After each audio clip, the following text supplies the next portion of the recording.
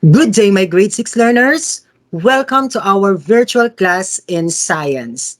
So, as I always say, it's another day full of opportunities to learn new things. Okay, so let's start the day full of learning, fun, and of course, adventure. All right, so before we formally start our class or our discussion, let's just have first a prayer for us to be guided and more determined to learn. Okay, so let's bow our heads and feel the presence of our Almighty God.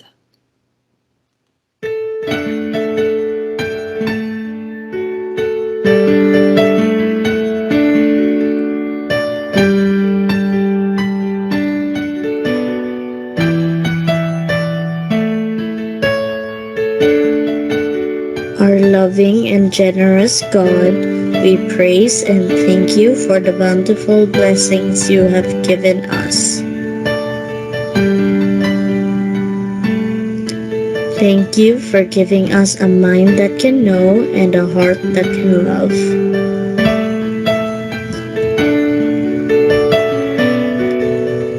Thank you for giving us the chance to continue learning amidst the pandemic that had caused a lot of changes in our lives.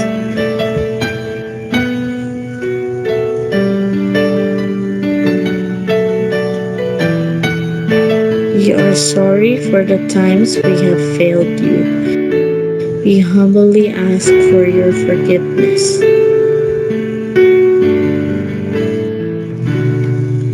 Father, help us stay focused on our studies. When learning becomes difficult, grant us the gifts of courage and enthusiasm.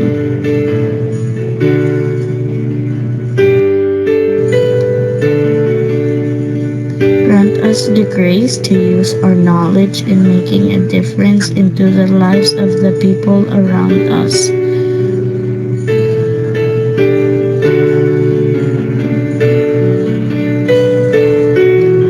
All this we pray in your mighty name.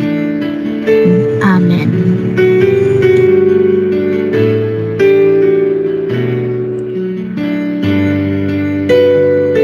Okay, so I hope with that prayer, you are already guided. We are already guided to learn new things or to grasp new things.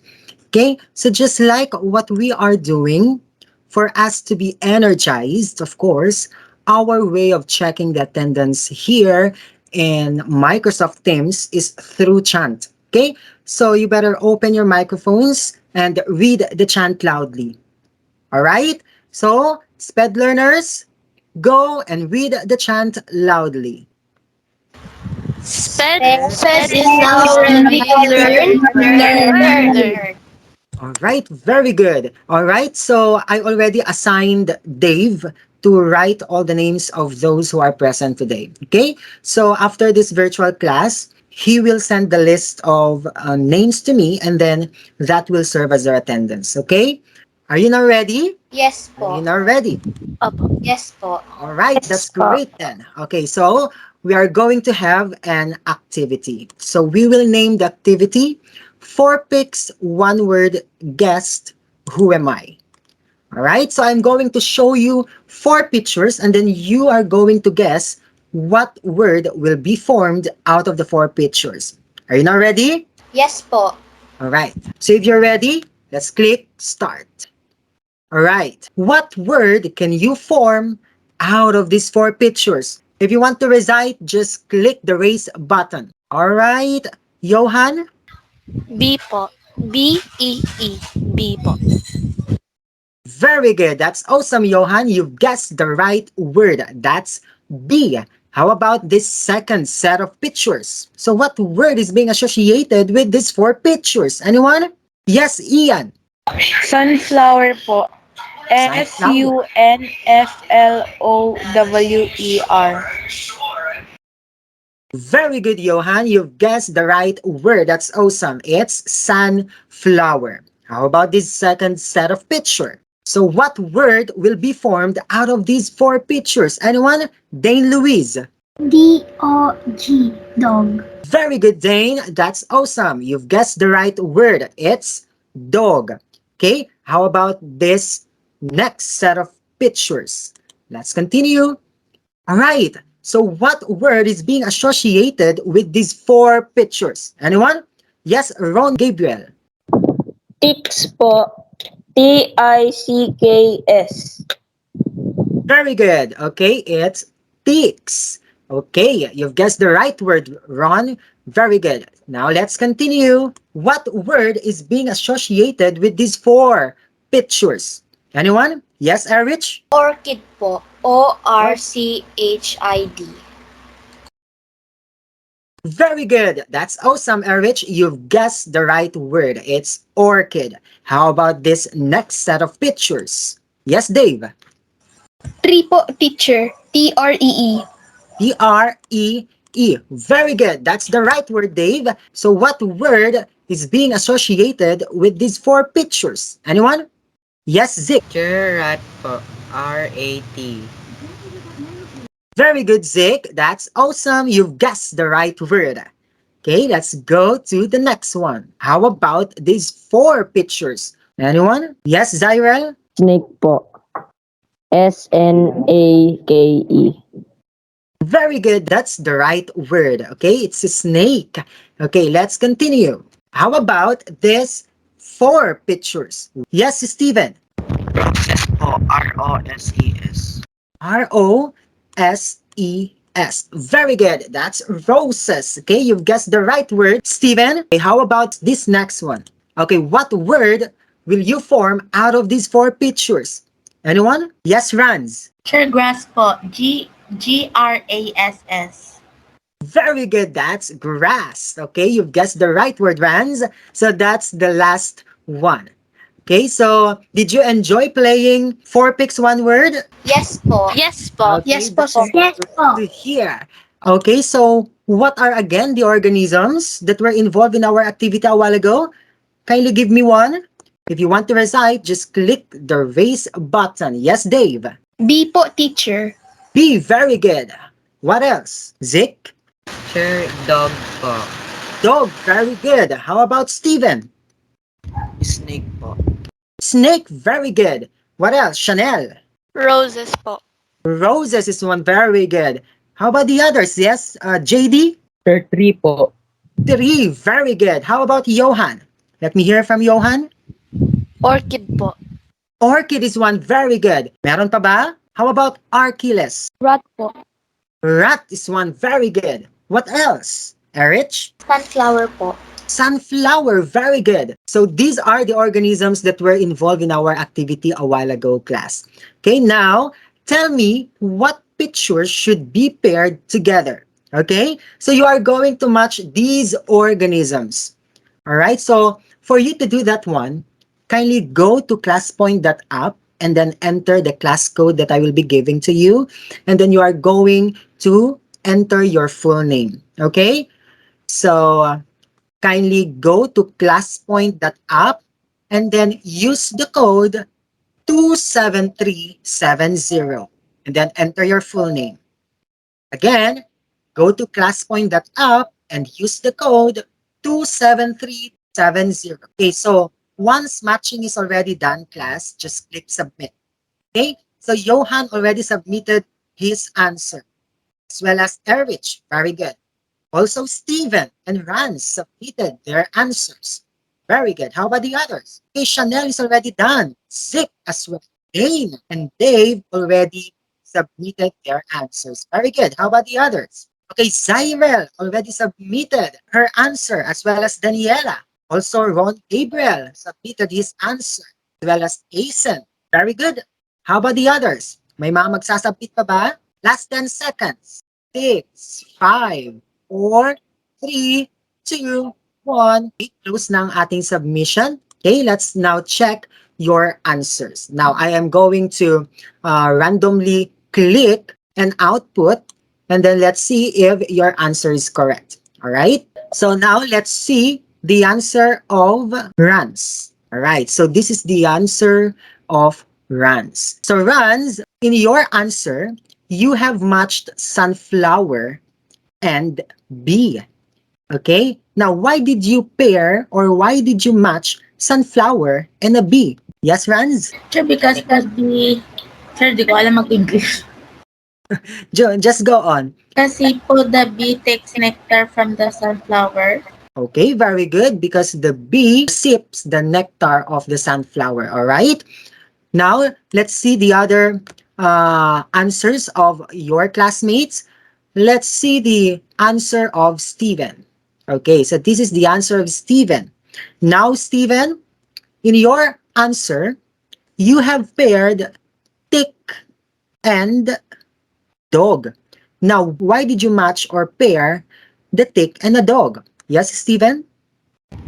The tick sucks the blood of the dog. Okay, because the tick will suck the blood of the dog. Okay, very good. Now, how about Erich? Let's see the answer of Erich. Okay, now Erich, in your answer, you have matched tree and orchid. Now, why did you match tree and orchid? Yes, Erich? Teacher, because orchids live in trees for protection and habitat. Very good, because orchid lives in the branches of the trees for habitat and protection. Very good. Now, how about, let's see, last one, answer coming from Dave. Okay, so Dave, you have matched grass and roses. Now, why did you pair the grass and a rose? Because they're competing po for their own basic needs po. Okay, very good, because they compete to get the basic needs they need in order for them to survive. Very good. Okay, so we will know if your answers are all correct as we go on with our lesson this morning. Okay, now, based on the activity that we have done, class, what do you think is our topic for today? Anyone? If you want to recite, just click the raise button. Yes, Johan? Relationships and an ecosystem. All right, very good. So the activity that we have done, class, has something to do with our topic for today, and that is interrelationships in an ecosystem. Okay, but first, we should know what is an ecosystem. So what is an ecosystem? Okay, so who can read the meaning of ecosystem? Yes, Dave? Ecosystem consists of interacting organisms that may affect or may not affect each other. All right, thank you for that, Dave. It says here that an ecosystem consists of interacting organisms that may or may not affect each other. Okay, so when we talk of the relationship of the living things with the environment or how they are going to interact with one another with the physical and the chemical factors of the environment, we call it as an ecosystem. Okay, is that clear? Now, there are two components of an ecosystem, class. Okay, we have the biotic component and the abiotic component. Now, what is the difference between biotic and abiotic? Okay, when we speak of biotic components, class, these are the living components of an ecosystem. In other words, sila yung mga may buhay or sila yung mga nabubuhay.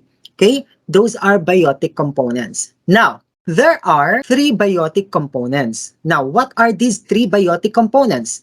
Anyone? Do you have something in mind? If you want to recite, just click the raise button. Yes, Elise? Producers, consumers, and decomposers po.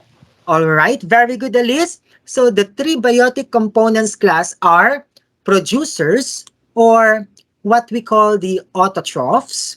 We also have consumers, or we call it heterotrophs. And we have decomposers, and we call it detritivores. Okay? Now, what are these producers, class? Do you have something in mind? What are these producers? Anyone? Yes, Dave?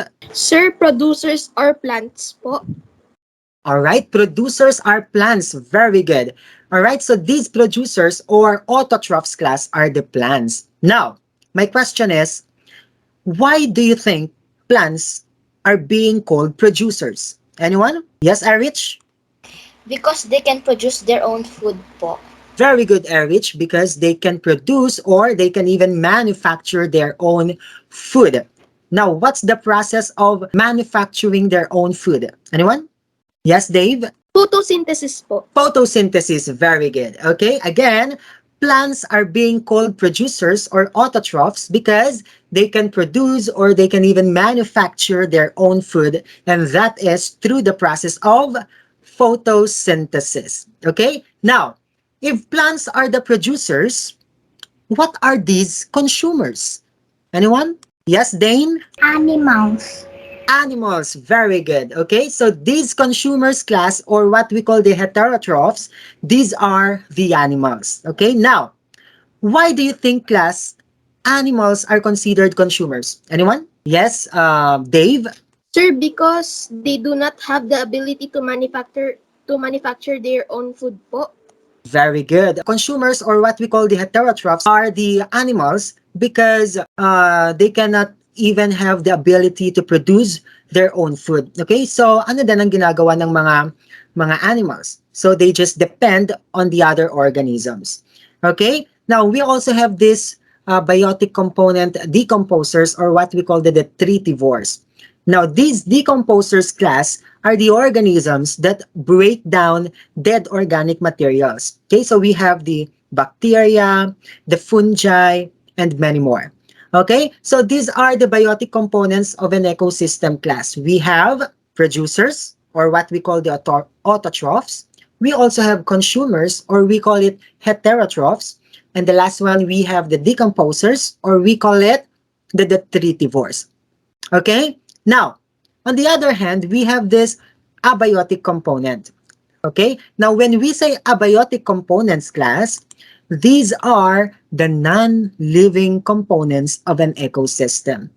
Okay? So, sila yung mga walang buhay.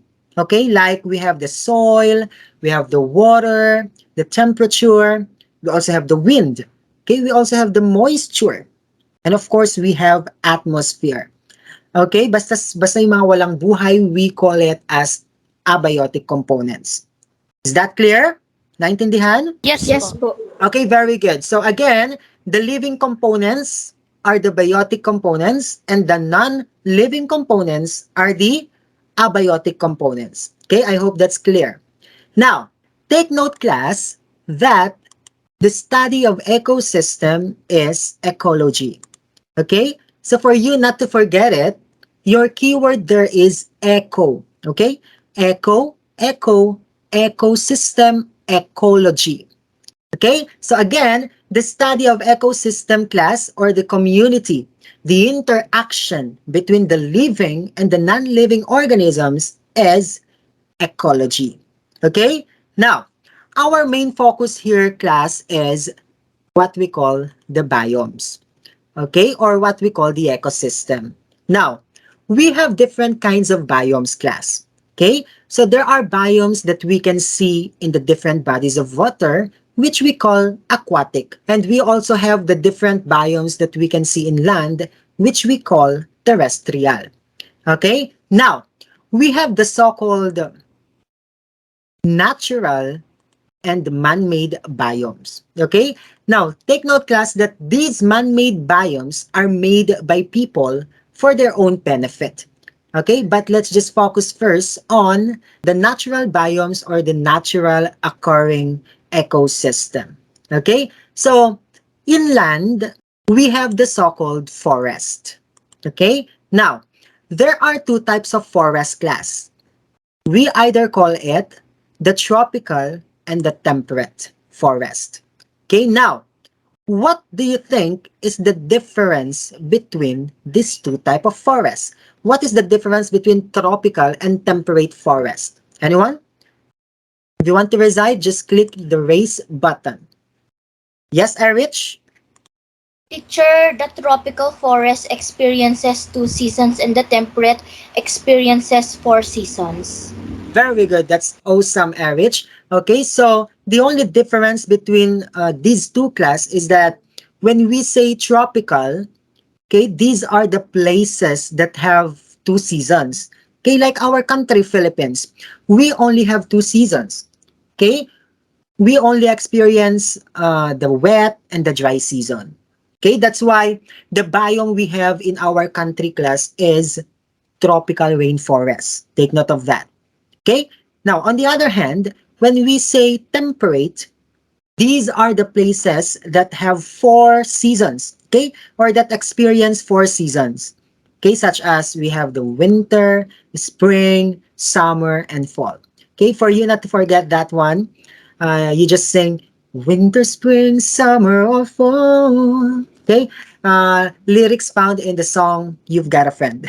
All right, so that's the difference between tropical and the temperate rainforest. Okay, you just need to put in mind, class, the number of seasons that a country has. Okay, so if there are only 2 seasons, class, it's tropical. Okay, and if there are 4 seasons, it's temperate. Okay, so class, again, the biome we have here in the Philippines is what? Is it tropical or temperate? Tropical. Very good. Okay, the biome we have here in the Philippines is a tropical rainforest. Okay, now, aside from forest, class, another biome that we can see in land is grassland. Okay, now grassland has 2 types. We either call it savanna or the prairie. Okay, so we call it grassland, class, because it is a place where grasses usually grow. Okay, and the difference between savanna and prairie is when we say savanna, this is a grassy place, class, okay, or grassy area. Okay, it is a grassland. But then, there are scattered trees and larger herbivores. Okay, so ibig sabihin, class, madamo siya. Okay, pero may koonting mga puno lamang. Okay, so since there are trees, we can provide food to various or to different living organisms. Okay, so there are still large living organisms that can live here. Okay, so when we say prairie, this is a grassland or a grassy area pero walang masyadong puno or walang masyadong trees. Okay, so the only ones that can grow here in prairie are the small plants, okay, such as the herbs and the shrubs. All right, so therefore, it cannot provide sufficient supply of food, okay, for the larger herbivores. That's why we expect in the prairie that animals that live here or that live in prairie are the small animals or the small herbivores. Okay? So again, kapag ang lugar ay tinutubuan ng maraming damo, we call it grassland. Okay? And grassland has 2 types. What are the 2 types of grassland, class? You can answer in chorus. Savannah and prairie. Savanna and prairie po. Very good. Savanna and prairie. Okay? So, kapag tinutubuan ng puno but there are scattered trees, what type of grassland is that?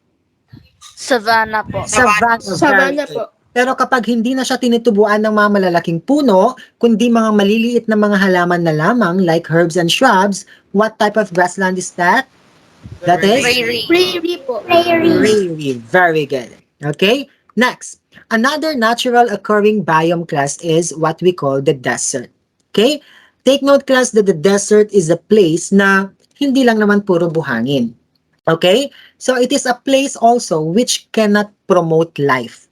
Okay? Remember that one. Take note. Take note that desert is also a place which cannot promote life. Okay? Why? Because the source of food and water there is very limited. Now, additional information that I want to give to you, class, is the largest desert in the world is what we call Sahara. Take note of that. Next biome we have is the taiga and the tundra. All right? Now, taiga and tundra are biomes that we can see in high places. Okay? So they are located in high altitude. Therefore, if they are located in high places or in high altitude, we expect that the temperature is very, what? It is very hot or very cold? Cold po. Very cold po. Okay, so we expect that the temperature there is very cold. Now, if we visualize taiga and tundra, ano ang itsura niya? Okay, now what is the difference between taiga and tundra? Can you imagine? Anyone? Yes, Dave. Sir, the difference po of taiga and tundra po is Ang taiga po, forest covered po siya with snow, and tundra po, grassland covered with snow po. Okay, very good, Dave.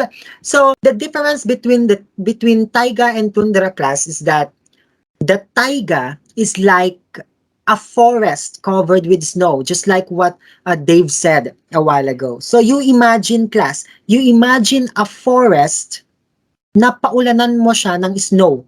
Okay, forest, mga trees, na paulanan mo na siya ng snow. We call that as taiga. Okay?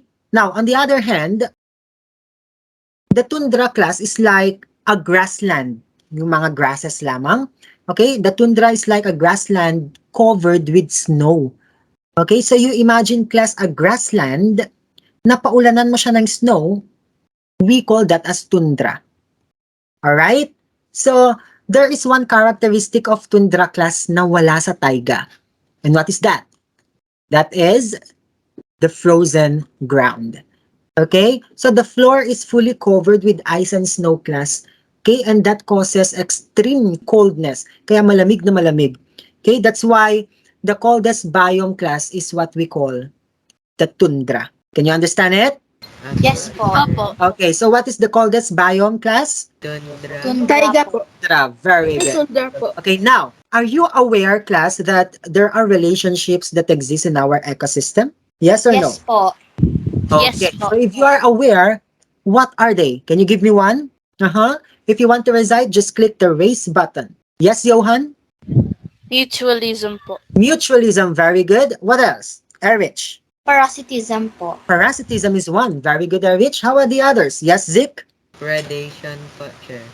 Predation, very good. What else? How are the others? Daniela? Commensalism po. Commensalism, very good. What else? Yes, Ron, Gabriel. Competition po.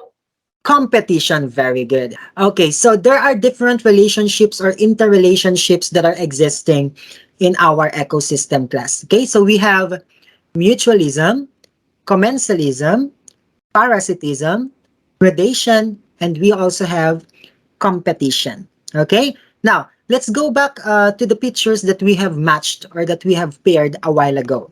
Okay, so we have paired sunflower and a bee. All right, now my question here, class, is what relationship do you think is being depicted with the bee and the sunflower? Or you base now the answer in the picture given. Anyone? Yes, Kyle David? Mutualism po. Okay, very good, Kyle David. It's mutualism. All right. Now, based on that given example, the bee and the sunflower, and based on that picture that you can see on your screen, what is mutualism? Anyone? Yes, Steven? Both organism is benefited. Both organism is being benefited. Very good, Steven. Okay, so when we say mutualism, it is a relationship in which both organisms are being benefited. Okay, now, how do they benefit with each other? What does the sunflower give to the bee, and what does bee give to the sunflower? Anyone? Yes, Johan? The bee gets nectar from the sunflower, while the bee spreads its pollen all around. Very good, Johan. Okay, so the sunflower, class, provides nectar, of course, to the bee. Okay, and for what is that? It's for their nourishment. Okay, while the bee, class, scatters the pollen grain of the sunflower for, of course, for pollination. Okay, so they exhibit mutualism, class, since both of them are being benefited. All right, so what else? We also have corals and algae. Okay, wherein the corals receive oxygen from the algae and the algae gets protection from them. Okay, so they are both being benefited. So in other words, there is a give and take relationship that is being happened. Okay, that's why we call that as a symbiotic relationship also, because there is a give and take relationship. Next, we also have paired a tick and a dog. Okay, now, what relationship is being involved in a dog and a tick? Anyone? Yes, Dane Louise? Parasitism po. Parasitism. Okay, it's parasitism. Very good. Now, based on the picture given or based on the example given to you, what is parasitism? Anyone? Yes, Erich? Teacher, parasitism is a relationship in which one organism is benefited while the other organism is harmed. Very good, Erich. Okay, so it says here that a parasitism is a relationship in which one organism is benefited while the other organism is harmed. Okay, now, what are the two organisms being involved in this relationship? Parasitism. Anyone? You base now your answer on the picture given. Oh, yes, Johan. The host and the parasite po. The host and the parasite, very good. What is the parasite there? Is it the dog or the tick? Tick po. The tick The po. tick, very good. And the host is the dog, The of dog. course. Okay, very good. So the tick is the parasite and the dog is the host. Okay, so in this example class, the tick sipped the blood of the dog while leaving the dog harmed. Okay, so the tick here class is the one being benefited while the dog is the one being harmed. Okay, so in other words, the parasite is the one being benefited while the host is the one being harmed. Okay, that's why parasitism is the relationship in which one organism is being benefited while the other is being harmed. Now, speaking of parasites, there are two types of parasites. Okay, we have the endoparasites and the ectoparasites. Now, what is the difference between endoparasites and ectoparasites? Do you have any idea? Do you have something in mind, class? What is the difference between endo and ectoparasites? Yes, Erich?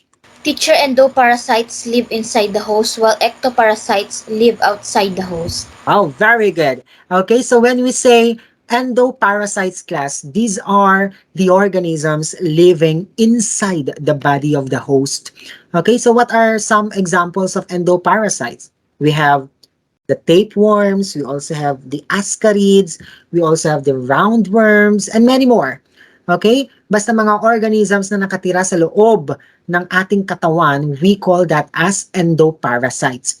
Okay? While on the other hand, when we say ectoparasites, these are the organisms living outside the body of the host. Okay? So, for example, we have the ticks. Okay? We also have the flea. We also have lice, okay, and many more. Basta yung mga organisms na makikita natin or nakatira sa labas ng katawan ng isang host, we call that as ectoparasites. Now, my question is, what type of parasite is tick? Anyone? Yes, Zik. Sure, the tick is an ectoparasite po. Very good. Okay, so the tick is an ectoparasite. Okay, next, we have paired the orchid and the tree. Now, what relationship exists between an orchid and a tree? Anyone? Yes, Dave? Commensalism po. Commensalism, very good. Now, based on the given example, okay, based on the picture that you can see on your screen, what is commensalism relationship? Anyone? Same hands are reciting. How about the others? Yes, yes, Steven. One organism is benefited while the other one is not affected. Okay, very good. So when we say commensalism, it says here that it is a relationship in which one organism is being benefited while the other is not affected. Okay, now, in this example, orchid and a tree, which organism is benefited? Is it the tree or the orchid? Anyone? Yes, Dave. The orchid po. The orchid, very good. Now, how is it being benefited? Yes, Erich? Teacher, because it gets protection and it lives on the tree. Very good. Okay, so the orchid is being benefited, class, since just like what Erich told us, that it acquires shelter from the tree. Okay, and it attaches its root on the branches of the tree to get some nutrients. Okay, so the tree will not become affected. Okay, so again, in here, the orchid class is being benefited while the tree is not affected. Okay? And that relationship is what we call commensalism. Is that clear? Yes Is Opo. po. that clear? Yes po. Now, next, we also have paired the snake and the rat. Now, what relationship is depicted in this one? Okay, the snake and the rat. Anyone? Yes, JD? Predation po, sir. Predation, very good. Okay, now, based on this example given, the snake and the rat, what is predation? Anyone? Yes, Steven? Interaction in which one organism kills smaller organisms for food. Okay, very good. Okay, it is an interaction between two organisms where one is being eaten and the other one is being benefited. Okay, very good. So it says here that it is a relationship in which one organism kills or eats other organism. Okay, now, in a snake and rat, what organism is being benefited, class? Anyone? Is it the snake or the rat? Yes, Elise. Snake. Snake po. Snake, very good. Okay, now, how is it being benefited? Papaano nagbe-benefit ang snake? Steven? Ginagawa niya pong food. Ginagawa niyang food. Okay. So the snake is being benefited because the snake eats the rat. Okay, since rats are usually smaller and weaker than the snake. Very good, Steven. So in this relationship class, there are two organisms that are being involved. Take note of that. We have the prey and we have the predator. Now, from these two organisms, which do you think is the prey and which do you think is the predator? Anyone? Yes, Johan? The prey is the rat and the predator is the snake. Okay, very good. The prey is the rat and the predator is the snake. Okay, now based on that, what is the difference between the prey and the predator? Yes, Dave? Sir, the prey is an organism that is being killed or eaten, while predator is an organism that eats the prey. Okay, very good. Okay, so when we say predator, that is an organism that eats or that kills a prey. Okay, while on the other hand, when we say prey, that is the organism that is being killed or that is being eaten by a larger herbivore or by the predator. Okay, is that clear? Yes po. All right, Yes. so lastly, we have paired grass and a rose plant. Okay, now, what relationship do you think is involved in these organisms? Anyone? Yes, Zik? Competition po. Competition, very good. Okay, so based on this given example class, what is competition? As you can see on the picture class, we have on same place the grass and the rose plant. Now, based on that, what is competition? Anyone? Yes, Erich. Teacher, competition is a relationship in which both organisms compete for their basic needs. Very good. You got it right, Erich. So it says here, competition is a relationship in which both organisms compete to their basic needs. So take note, class, that in a competition relationship, both organisms have the same needs, right? Both organisms have the same needs. We have the sunlight, the water, and then we have the carbon dioxide. And they tend to compete in getting those limited resources because they need that in order for them to survive. Okay? So that is a competition relationship. Now, these are the different relationships exist in our ecosystem. But actually, class, there are still other relationships that are being existing in our ecosystem. Okay, but these are only just few of the many that are very known. Okay, now, additional information or additional relationship that I want to give you, class, is we have the so-called amensalism. Okay, now what does amensalism mean? Okay, so when we say amensalism, take note, class, that the presence of one is the destruction of all.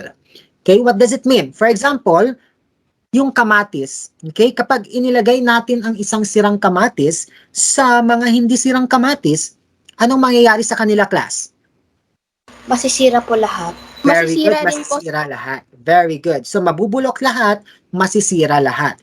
And that's amensalism. Ano na nga ang sabi sa amensalism? The presence of one is the destruction of all. So kung ilagay mo ang sirang kamatis, lahat na masisira.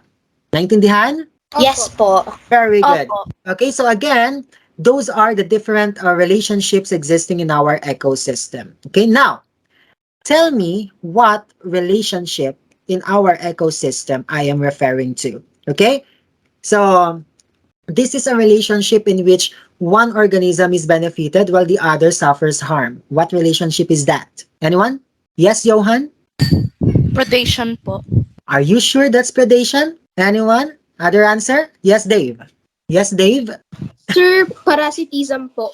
Parasitism, very good. Okay, now take note, class, that there are two organisms involved in this relationship. We have the parasite and we have the host. Okay, so also take note that the parasite is always benefited while the host is being harmed. All right, now next. This is a relationship in which both organisms are being benefited. What relationship is that? Anyone? Oh, yes, Kyle David. Commensalism po. Are you sure that's commensalism? Any other answer? Elise. Mutualism po. Very good. That's mutualism. Okay, now take note, class, that there is a give and take relationship that exists between the two organisms. Okay, that's why we call that as mutualism. All right, now next. It is a relationship in which both organisms compete in getting the limited resources they need in order to survive. What is the relationship I'm referring to? Yes, Dane? Competition po. Very good. That's competition. Okay, so take note, class, that in a competition relationship, again, both organisms have the same needs like the sunlight, the water, and the carbon dioxides. Okay, the carbon dioxide. And then they tend to compete in getting those limited resources in order for them to survive. Okay, now next. It is a relationship in which one organism is benefited while the other organism is not affected. What relationship is that? Anyone? Yes, Zik. Commensalism po. Very good. Okay, that's commensalism. Okay, now take note that the commensal is always benefited while the host is not affected. Okay, so the two organisms that are being involved in commensalism relationship, class, is the commensal, which is always benefited, and the host, which is not harmed, okay, or which is not affected. All right. Now, we also have predation relationship. Now, what is a predation relationship? Anyone? Erich. Predation is a relationship that kills the other organism for food. Very good. Okay, so when we say predation, it is a relationship in which it involves two organisms, again, namely the prey and the predator. Okay, so in here, class, the predator is always benefited while the prey is being killed or being eaten. Is that clear?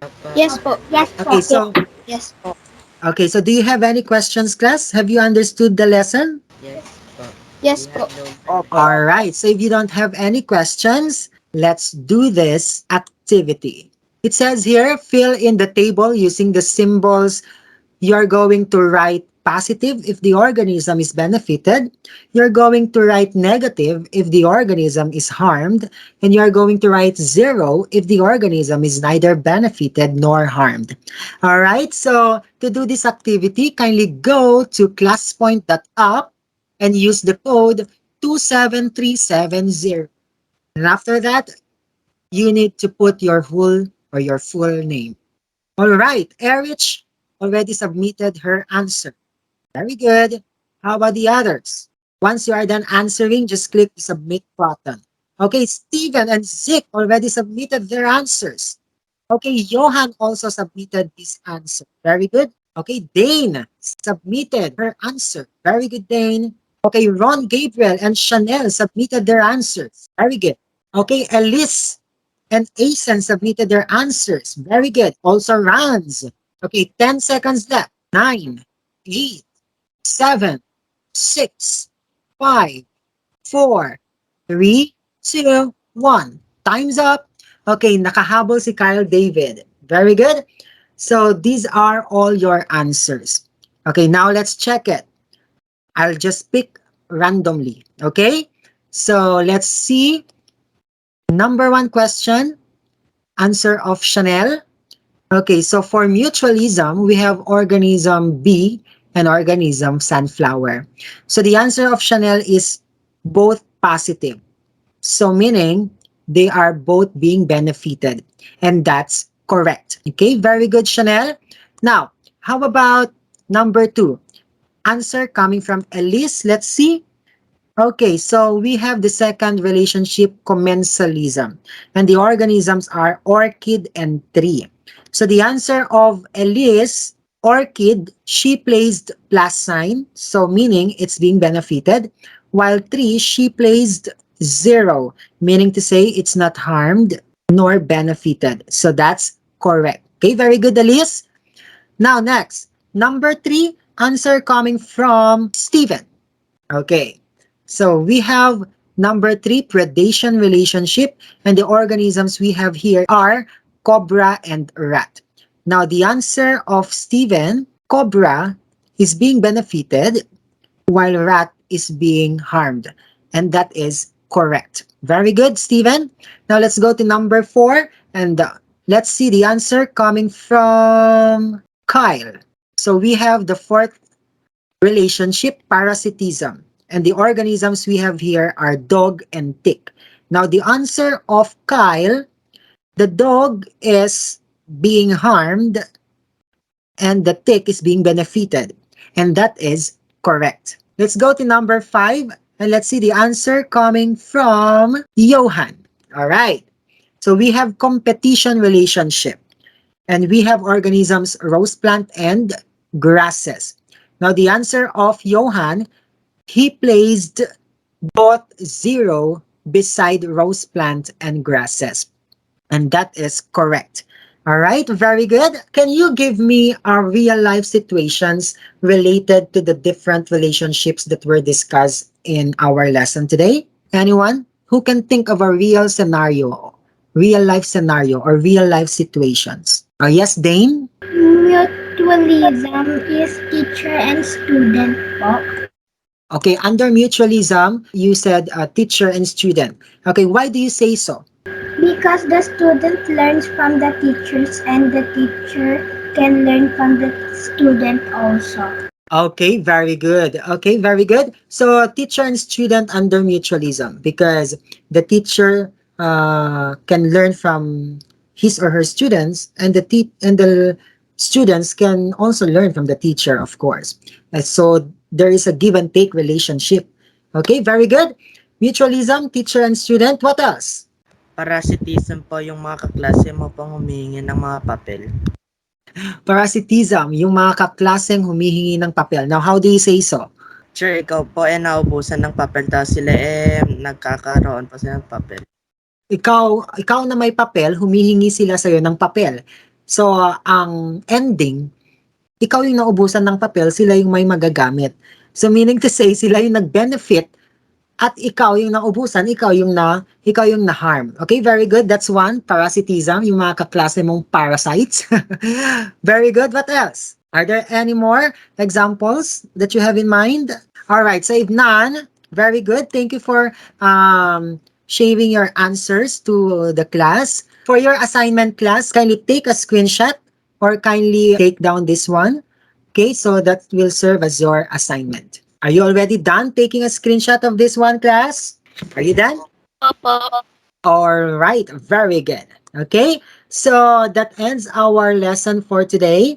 And I say thank you for always listening. Okay, thank you for listening, class. Your active participation, class, and your eagerness to learn are very commendable as always. Okay, so keep doing that one, class, and for sure, someday you will reap the fruits of your hardships. All right? So always remember, class, that don't settle yourself from mediocrity, but rather you should always aim for excellence. Okay? So thank you for attending my class. See you again next class and goodbye. Goodbye po, sir. Goodbye po, sir. Goodbye. Bye, Parker. Bye po.